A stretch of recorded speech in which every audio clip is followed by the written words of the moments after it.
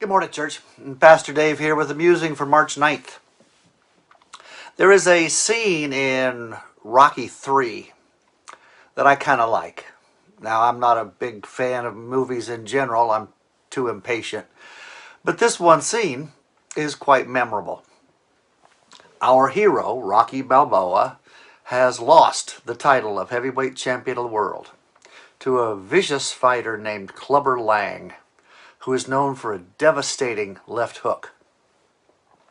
Well, of course, a rematch is scheduled, and Rocky reveals a strange new strategy. He lets Lang hit him. Now, the punches are powerful, even knocking Rocky off his feet a couple of times, but each time he gets knocked down, he gets back up.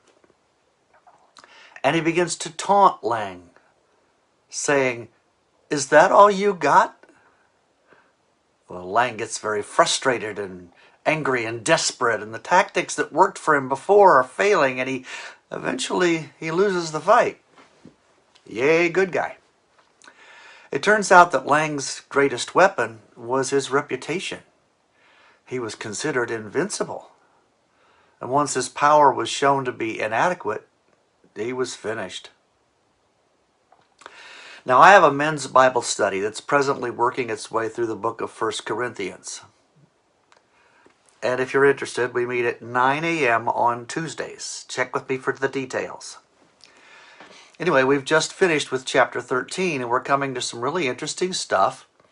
In the 15th chapter, Paul writes this. He says, "Death is swallowed up in victory. O death, where is your victory? O death, where is your sting?" Now, Paul is paraphrasing the words of the prophets Isaiah and Hosea here, and he seems to be doing so in an almost mocking tone. It's like Paul is taunting death, saying, "Is that all you got?" Paul is looking at death, the ultimate defeat, and pointing out that its power is mostly in its reputation. Prior to Christ, death was generally seen as an ending. You could try to avoid it, try to resist it, but sooner or later your life ended. Death won. But then, on a cross outside Jerusalem, death took Jesus of Nazareth. And God revealed that there's another level to this battle. Yes, death ends life, but resurrection ends death. It's as if Satan was playing a game with God, thinking he knew the rules, thinking he was winning, and then finding out that there are things that he didn't understand about the game, realities that he hadn't imagined, levels he couldn't reach. Satan had introduced sin and death into creation, but then God simply incorporated death into his salvation process.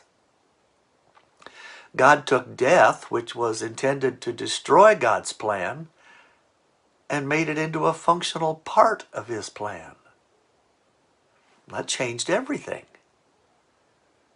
The cross was not Satan's victory, it was God's victory. Death still hurts. We still mourn our losses. We are sad. We are wounded.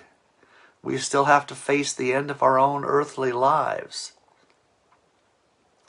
But death has been exposed as a fraud. It's not an ending. It's a transition.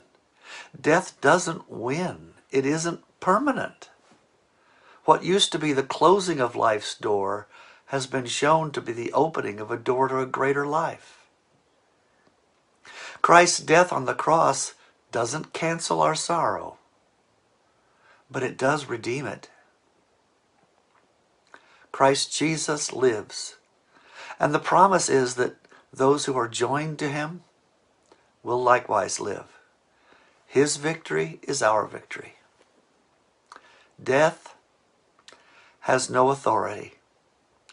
Death doesn't get the last word. It never did.